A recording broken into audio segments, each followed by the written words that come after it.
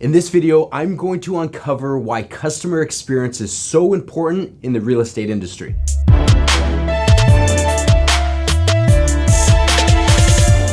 Hello everyone, I'm Michel Falcon. Thank you so much for joining us. I'm going to be talking about customer experience in the real estate industry, and I have a fantastic guest. Today we are in Sydney, Australia, and I am with Graeme Hyde. Graeme, pleasure to be with you. Great to be with you. What do you do? I'm the Chief Operational Officer for LJ Hooker and the Head of Awards Recognition and Training. So I look after our training and operations for around 700 offices, and we're represented in about 8 countries. We range in the various countries that we're in depending on where it's located. We're naturally very strong in Australia and New Zealand. That's probably our biggest two. And then up into Asia and pretty much then across multiple countries across the world. Okay, fantastic. I know this. I know that the real estate industry really lends itself to sales and marketing tactics. You and I both know that customer experience, regardless of the industry, is vitally important. How are you seeing realtors leverage customer experience to grow their business and make money? Well, I think the opportunity that we have in the real estate industry, it's always, as you say, been a traditional model where, you know, we sell ourselves to the customer, we try and win the business, so to speak. We do the transaction, and then the great agents stay in contact with that person and create a client for life experience. A lot of the times though, because salespeople tend to, it's the thrill of the chase and execute, then what happens is at the end of the day that they don't necessarily stay in touch as well as what they could, but the whole customer experience from beginning to end isn't as good as what it could possibly be.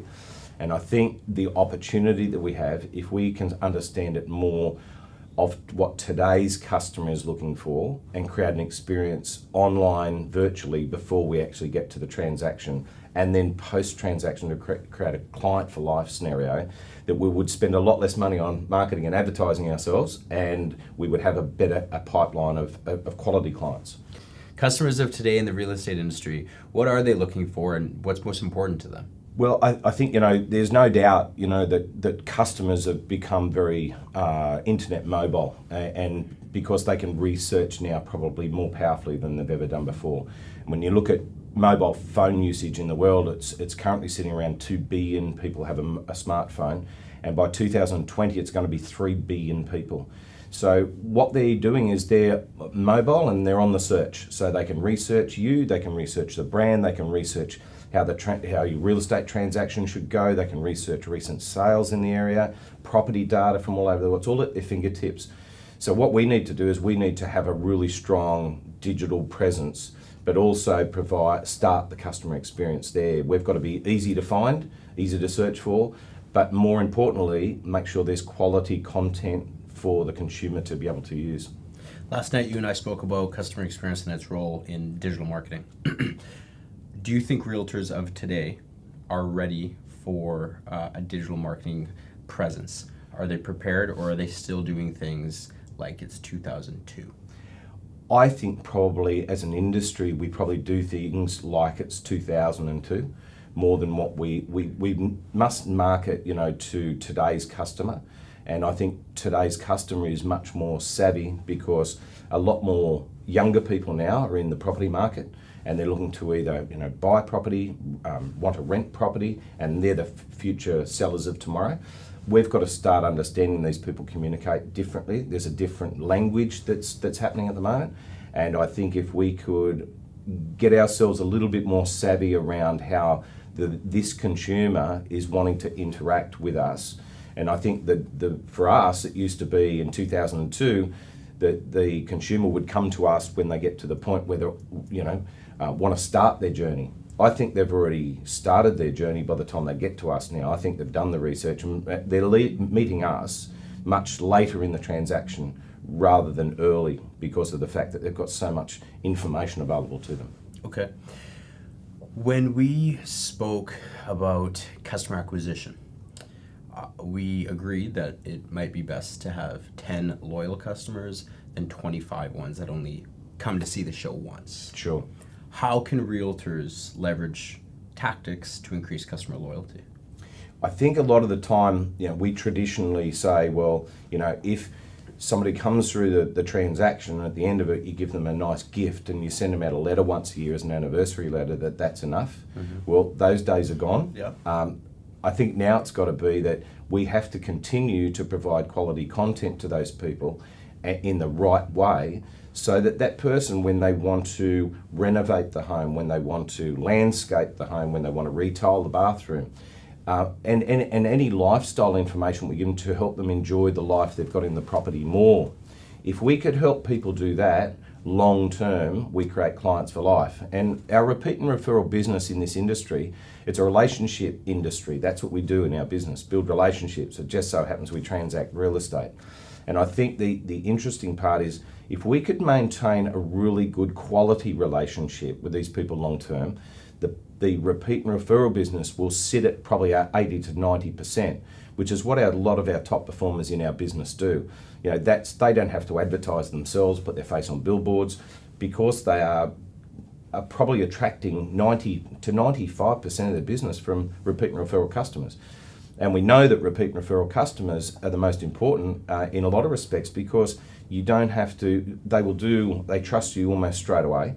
They will take your recommendations and run with it around strategy to market property and achieve the highest price for them. But the other thing that these people will do is they won't necessarily want to discount your fee or get you throw in things, because they're loyal customers almost from start off. You haven't got to build that long association to try and build the trust. The trust is already partly there. Can you repeat what you said a moment ago about the organization and how you just transact real estate? In what way?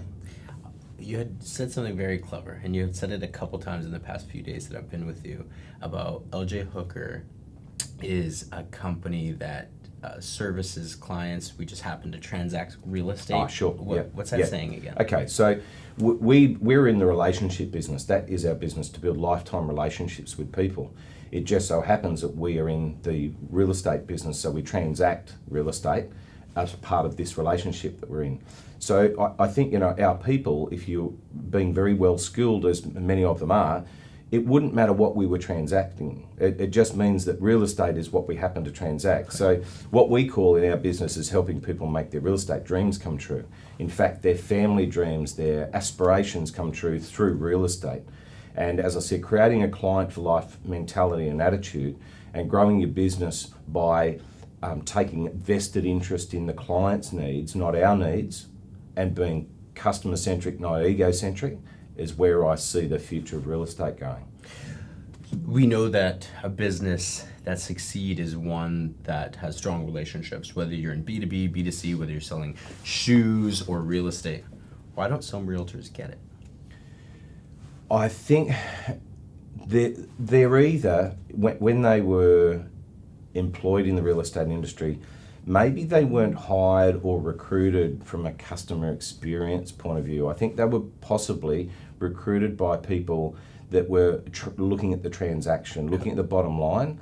And I think that's a culture, and you know it better than anybody. If you create a customer experience culture in your business of building long-term relationships, which build more pipeline, repeat and referral business for you, you spend a lot less money to try and having to advertise to get the new customer.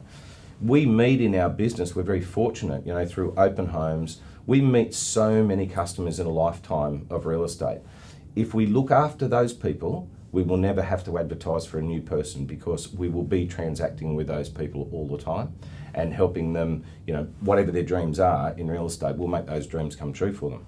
How do you manage, being the chief operating officer of one of the largest real estate companies, definitely in the country and possibly in the world, how do you manage misfits within the business? Let's say there's a realtor that you just know isn't getting it. They're not aligned with the culture, or a franchise owner of yours says, Graeme, I'm having trouble with one of our highest performers. They're performing well on paper, but their customer loyalty is poor.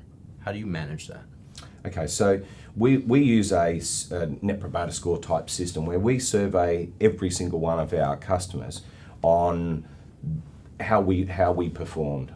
Did we meet their expectations, and how satisfied are they with what we did, how we acted, how we behaved.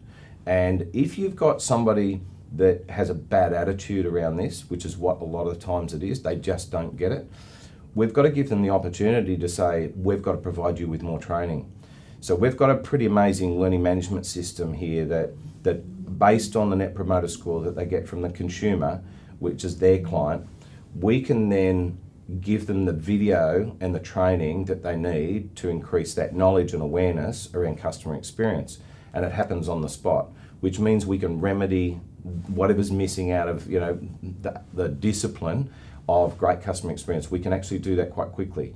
If, however, that person is consistently getting a bad Net Promoter Score and is an unreferable person, eventually that person will probably leave and go to a business that doesn't have the standards that we have. And you know what? That's probably a good thing for them and probably a good thing for us. How do you coach realtors to manage competition? I know this very well because I have some close friends that are realtors back in Canada, and they do well for themselves. And while they seem to play nice with other realtors, I feel deep down they know that this is my competition. I must play nice, but these are my competitors. Yeah. I want their listings, they want mine. Yeah. How do you handle that so that your agents aren't damaging the LJ Hooker brand? Sure. We have an industry that's very competitive, I've got to say, and naturally agents want to, deep inside, want to beat the competition. Of course. But you know what? It's we coach our agents that it's not about us. It's actually about them. It's about the client. It's about the consumer. So putting the consumer, which is our client, first, then you start to lose a bit of that ego-driven side of it. Even though you still want to win the listing, it's not about that. It's about who can demonstrate the best behaviour around making sure that client ends up with a really good experience, because then you will have as much business as you want. You won't have to compete for business anymore, because as you know yourself, you get one bad experience from somebody, it doesn't matter how good they were on that transaction, you're not going to go to your friends and recommend them to be used because there was something went wrong. So coaching agents around that is just making sure that agents stay ethical, have high integrity, and at the end of the day, yes, we still want the market share, there's no doubt. We're a commercial company and market share is important, but being ethical and having integrity will give you long-term commercial profitability, not short-term. So a fun question here. If you were to partner with any recognizable or celebrity entrepreneur to be a real estate agent, who would it be?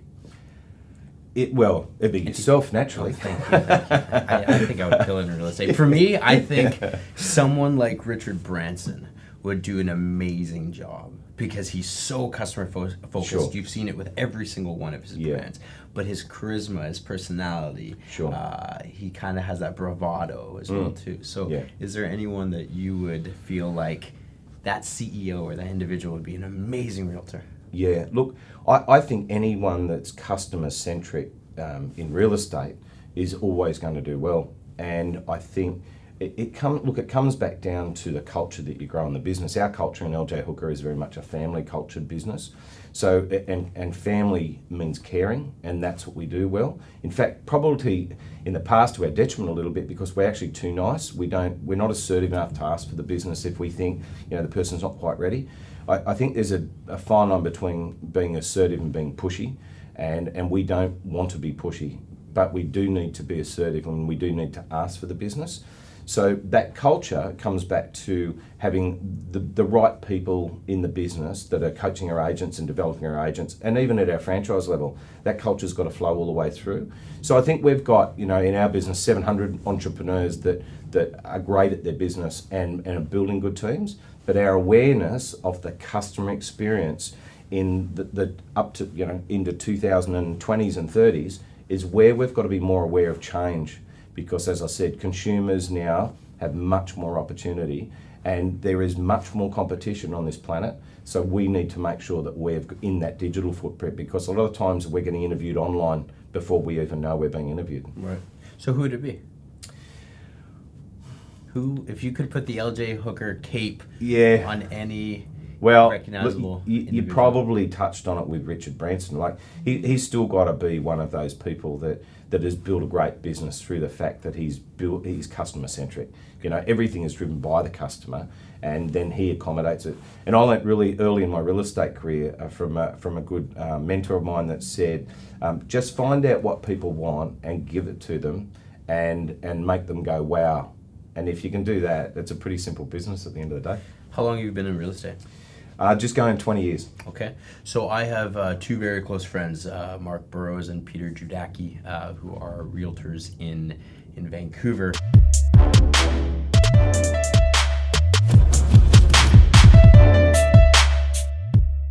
What advice do you have for them? They've both been realtors for about 10 years. They're youthful, they're early 30s, they do well. How can they maintain their success for the next 20 years? Sure.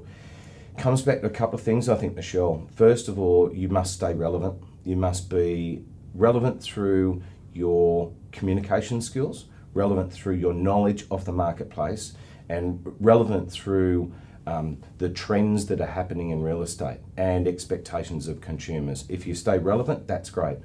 Every single person you meet should go into a database, and I don't like that word, but a client list. That client list then should be segregated based on the fact of what that person's journey in life is. So I don't think it's right to have a database that everyone gets thrown into and we spam people with a newsletter once a month. I think what we need to do is you've got to have your buyers database, you've got to have your first home buyers database, your tenant database, your landlord database, because each one of those people will be going on a different journey. We need to be relevant when the journey is occurring or even before it gets there, so that we're giving these people the right knowledge so that when they get to their next point, we are there to help them and support them all their life in real estate. So I think making sure that we understand that consumers they're all on different journeys, and making sure that we're relevant to that part of the journey and to that person. So I think it's personalised marketing and pull marketing, not push marketing, unpersonalised and spammed. I think that's the other thing. And I think the final thing is understanding that in real estate, you're creating lifelong relationships. You need to be relevant for a long period of time. You need to add value to their lives for a long period of time. You need to consistently reinvent the way you're doing what you're doing. You can't just do the same thing forever. But most importantly, if you're focused on the customer or your client, not yourself, and you're not ego-driven, then you should stay relevant and you should build long-term relationships and be referable, which is what we need to be in our business. Peter and Mark, there's some free advice for you from a lord of real estate here in Australia, Graeme Hyde. Thank you so much. Thank you.